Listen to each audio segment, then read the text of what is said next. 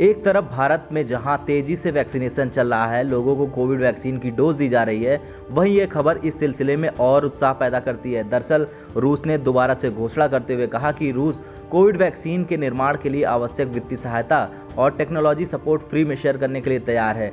रूस ने कहा कि वो भारत समेत अन्य सहयोगी देशों को मुफ्त में टेक्नोलॉजी ट्रांसफर करने के लिए तैयार है।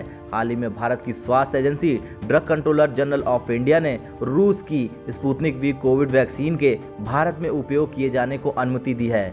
इस घोषणा के बाद ही इस वैक्सीन की मैन्युफैक्चरिंग और ग्लोबल सप्लाई की अगुवाई कर रही Russian direct investment fund agency ने कहा कि स्पुतनिक वी कोरोना वैक्सीन को अनुमति देने वाला भारत 60वां देश बन चुका है।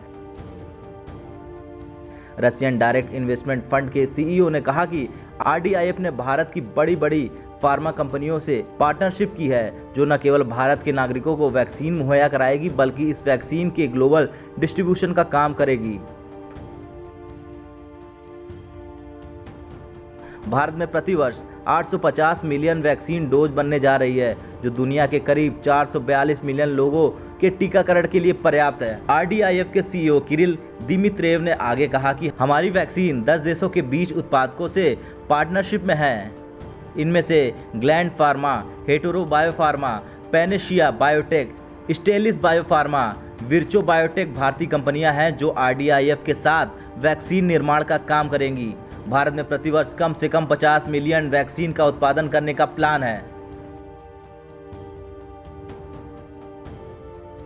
कुछ कंपनियां पहले से ही रशियन वैक्सीन के उत्पादन का काम कर रही हैं, लेकिन अगले 2 से 3 महीनों में स्पुतनिक वी कोरोना वैक्सीन के उत्पादन में भारी वृद्धि होने वाली है।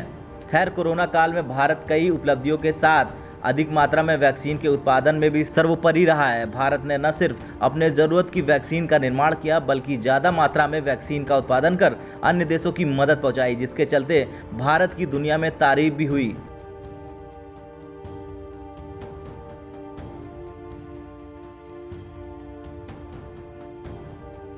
कई देशों ने भारत की तारीफों के पुल बांधे। भारत की मदद पाकर कई देश अब अपने लोगों को वैक्सीनेशन की सुविधा उपलब्ध करा रहे हैं, और ऐसे में एक वैक्सीन के प्रयोग को मंजूरी मिलने से भारत की उत्पादन क्षमता और अधिक बढ़ जाएगी।